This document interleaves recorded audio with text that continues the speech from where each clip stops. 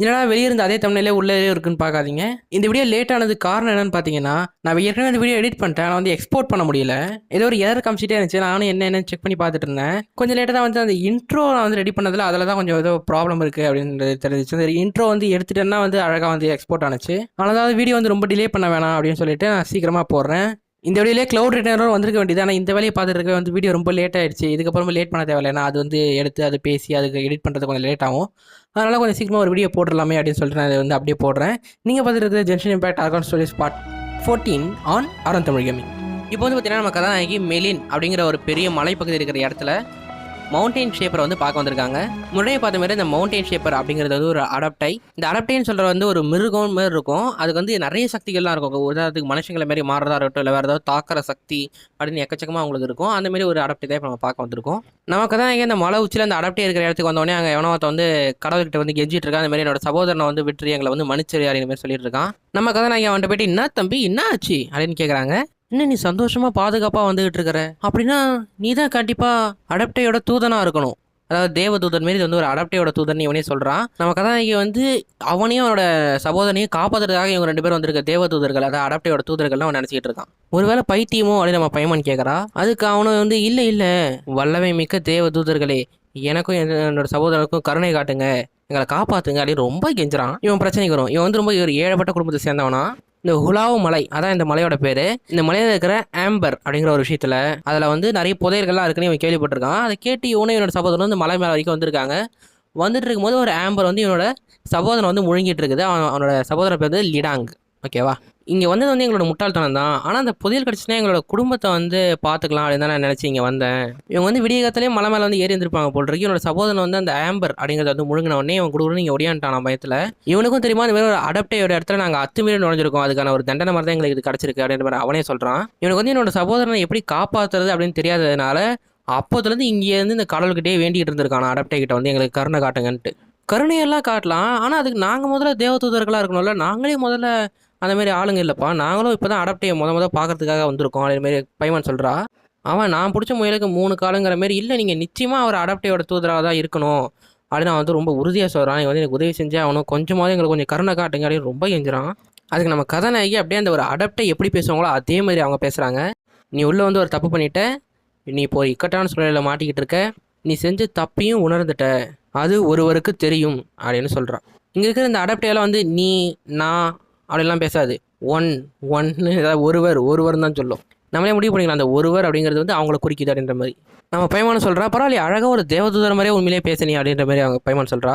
இது எல்லாத்தையும் சொன்ன உடனே வந்து ரொம்ப நன்றி, நீங்கள் வந்து எங்களுக்கு உதவத்துக்கு ஒத்துக்கிட்டதுக்கு, இந்தமாரி ஒரு முட்டாள்தனமான விஷயத்தை நாங்கள் திருப்பி பண்ணவே மாட்டோம் அப்படின்னு சொல்கிறான். இது இன்னொரு பிரச்சனைனா கரெக்டாக எந்த ஆம்பருக்குள்ளே அவன் சகோதரன் மாட்டிக்கிட்டான் அப்படிங்கிறது இவனுக்கு தெரியாதான். அப்படியே போகும்போது பையன் பேசிக்கிட்டே போகிறான். நான் முதல்ல அவன்கிட்ட அடாப்டர்ஸை பார்க்கறதுக்கு ஏதாவது உனக்கு வழி தெரியுமா அப்படின்னு கேட்கலாம் நான் பார்த்தேன். ஆனால் இப்போ அவனோட சகோதரனை கண்டுபிடிக்கிறதுல மட்டும்தான் வந்து ஒரு குறிக்கோளாக இருக்கான். அது மட்டும் இல்லாமல் நம்மளை வேறு தேவதூதன் நினச்சிட்டு இருக்கான் அப்படின்னு மாதிரி பையன் சொல்லிட்டு வரா. சரி இவனை கண்டுபிடிக்க போவோம் அப்படின்னு சொல்லிட்டு அவன் வந்து இதுமாரி வர வழியில் தான் மாட்டிக்கிட்டேன்னு சொன்னான். ஆனால் வர வழியில் நமக்கு நிறைய ஆம்பர் இருக்குது அப்படின்னு சொல்லிட்டு நம்ம கதாநாயகி போயிட்டு ஃபஸ்ட்டு ஒன்று அடிக்கிறாங்க. அதிர்ஷ்டவசமாக அதிலே வந்து அதை கிடச்சிடறான். வந்தவொடனே அந்த தூக்கத்துலேருந்து மூச்சு போய் நான் யார் எங்கே இருக்கேன் அப்படிங்கிற மாதிரி எதுவும் கேட்காம இனிமேல் நானும் என் சகோதரனும் மலையேறிட்டு இருந்தோம், நான் வந்து இதில் மாட்டிக்கிட்டேன், என்னோட சகோதரன் எங்கே, அவன் பேர் வந்து லிடிங் அப்படின்னு அவன் சொல்கிறான். இவன் பேர் லிடாங், அவன் பேர் லிடிங். பேரை பாரு. உன்னோட சகோதரன் லிடிங் தான் வந்து உன்னை காப்பாற்ற சொன்னான் அப்படின்னு சொன்ன வாட்டி ஓ அப்படியான்ட்டு அவன் கொடுக்கணும்னு மேலே அவன் சகோதரனை பார்த்துக்காக ஓடுறான். நமக்கு தான் ஆகி முன்னாடியே போகிறாங்க. போன அப்புறம் அவங்க 2 பேருமே நன்றி சொல்கிறாங்க. இந்த லீடிங் தான் வந்து ஆஹா தேவ தூதர்களே ரொம்ப நன்றி அப்படிங்கிற மாதிரி அவன் சொல்லிட்டு இருக்கான். இப்போ நம்ம கதாநாயகி அவன்கிட்ட கேட்குறாங்க, இதுக்கு முன்னாடி நீ இங்கே அடப்டையை பார்த்துருக்கியா அப்படின்னு சொல்லிட்டு.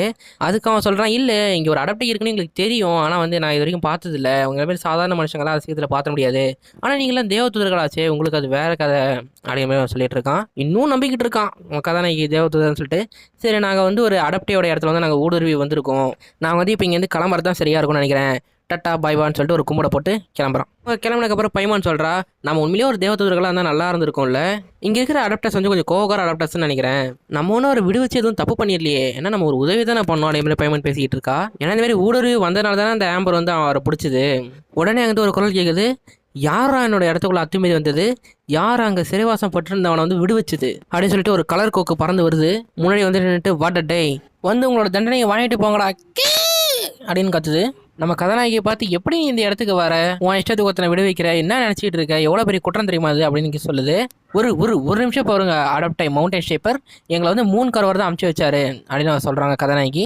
பாரா ஒரு மனுஷி கிட்ட மூன் கரோவர் வந்து அவனோட செய்தியை கொடுத்து அமைச்சிருக்கானா, என்ன ஒரு அதிசயம். அது மட்டும் இல்லாம உன்ட்ட அனுமதிச்சுட்டு வேற இருக்கா, இதெல்லாம் இன்னும் இருக்கு, ஒருத்த வந்து வச்சுட்டு இருக்கா அப்படிங்கிறது எனக்கு ஒரு பெரிய ஆச்சரியமா இருக்கு அப்படின்னு அது மவுண்டன் ஷேப்பர் அதான் இந்த அடாப்டையோட பேர் அதுவும் சொல்லுது. இந்த அனுமதிச்சுட்டு இருக்கு இல்லையா, அதை வந்து மோராக்ஸே பண்ணாராமா, 1000 வருஷத்துக்கு முன்னாடி அவரே அவர் கையால பண்ணாராமா. எதுக்குன்னா மனுஷங்களுக்காக கொஞ்சம் தான் பண்ணாரா, அதில் இன்னும் சிலது வந்து இருக்கு அப்படிங்கிறது ஒரு ஆச்சரியமான விஷயம் அவங்க சொல்றாங்க. சரி நீ என்ன சொல்ல வந்தியோ சொல்லு, நான் இப்போ வந்து அமைதியாக கேட்குறேன் அப்படின்னு அந்த அடாப்டை சொல்லுது. நம்ம கதாநாயகி இனிமேல் ரெக்ஸ் லாபிஸை வந்து கொண்டுட்டாங்க அப்படின்னு சொல்றாங்க. இந்த கதையெல்லாம் கேட்ட மவுண்டன் ஷேப்பர் ரெக்ஸ் லாபிஸை கொண்டுட்டாங்களா, எந்த உலகத்தில் எந்த மனுஷனால ரெக்ஸ் லாபிஸை கொல்ல முடியும், அதுவும் ரைட் ஆஃப் டெசிஷன் விழால, இந்த ஒரு முட்டாள் தரத்தை எவன்டா பண்ணியிருப்பா அப்படின்னு சொல்லிட்டு கீன்னு கத்துது. அப்புறம் கொஞ்சம் சாந்தமாயிட்டு இந்த மாதிரி ரெக்ஸ் லாபிஸ் தான் வந்து லியோவை பாதுகாக்கிற பொறுப்பை வந்து அடாப்டேட்டை கொடுத்தாரு, அதை செய்கிறது வந்து எங்களுக்கு இப்போ ஒரு கௌரவமாக தான் இருக்கும். ஆனால் ஏதோ மக்கள் கேட்டுக்கிட்டதுனால நாங்கள் இந்த மாதிரி மலைப்பகுதிக்கு வந்துட்டோம் அப்படிங்கிற மாதிரி சொல்கிறாங்க. அப்படின்னா மக்கள் தான் வந்து இந்த மாதிரி மலைப்பகுதிக்கு போக சொல்லியிருப்பாங்களோ என்னமோ தெரியல. இவங்களும் வந்து சரி ஒரு மனித நேயத்துக்கு நல்லா இருக்கும், அவங்களே பெரிய பார்த்துக்கிட்டோம் அப்படின்னு வந்துட்டாங்களாமா. சரி இப்போ தான் வந்து மூன் காரை வந்து உன்னை வந்து எதுக்கு இங்கே அனுப்புனாரு அப்படிங்கிறது எனக்கு புரியுது, எனக்கு இங்கே கொஞ்சம் முக்கியமான வேலைகளாக இருக்குது, இதை முடிச்ச வாட்டி நான் மீடியா அடாப்டேட்டர் வந்து பேசுகிறேன் அப்படிங்கிற மாதிரி சொல்கிறாங்க. இதுக்கிடையே நம்ம கதாநாயகி வந்து இந்த ஆம்பர் விஷயத்தை பற்றி எனக்கு சொல்லுங்க அப்படின்னு கேட்குறாங்க. சரின்னு சொல்லிட்டு அந்த ஆம்பரை பற்றி அவங்க சொல்கிறாங்க. அது வந்து ஒரு செடியாமா, அந்த செடி வந்து இவங்க தான் இங்கே வந்து விதைச்சி வச்சிருக்காங்களாம். பெரும்பாலான அந்த செடியோட பகுதி வந்து பூமிக்குள்ளே இருக்குமா, யாராவது வந்து வெளியாளுங்க அது மேலே காலை வச்சாங்கன்னா அது வந்து உள்ளே பிடிச்சிக்குமா. அதாவது அத்துமாரி வரவங்கலாம் டக்குனு அது மேலே அது இருக்குன்னு அவங்களுக்கு தெரியாது, அதில் காலை வச்சுருவாங்க, உடனே அவங்க வந்து மாட்டிக்குவாங்க. அதுக்கு பேர் வந்து கிராஸ்ட் கிராவலர் அப்படின்னு சொல்கிறாங்க அந்த செடியோட பேர். இந்த செடி வந்து இவங்க இந்த மலைக்கு வந்தாப்பே வச்சிட்டாங்களாமா. எதுக்குன்னா வந்து சும்மா இவங்களை பார்க்கறதுக்காக ஏதோ ஒரு காரணத்துக்காக வர மக்கள் வந்து இந்த இடத்தோட அமைதி வந்து கெடுத்துடக்கூடாது அப்படின்னு சொல்லி இதை பல வருஷமாக வச்சு வளர்த்துக்கிட்டு இருக்காங்களாம். எப்படி சில தடவை கரெக்டாக உங்களுக்கு பிரச்சனை வராமல் பார்த்துக்குதோ, அதே மாதிரி சில தடவை வந்து அப்பாவே இவரை வந்து பிடிச்சி வச்சுக்குமா. உதாரணத்துக்கு ஒன்றும் தெரியாத ஒரு மிருகத்தையோ எல்லாம் வந்து தெரியாமல் வர மனுஷங்களையோ ஏதோ ஒன்று வந்து அதை பிடிச்சி வச்சுக்குமா. இதை கவனித்துனே ஏதாவது ஒரு வேலையால் வைக்கலாமான்னு பார்த்துக்கிட்டு இருக்கேன் அப்படின்னு அவங்க சொல்கிறாங்க.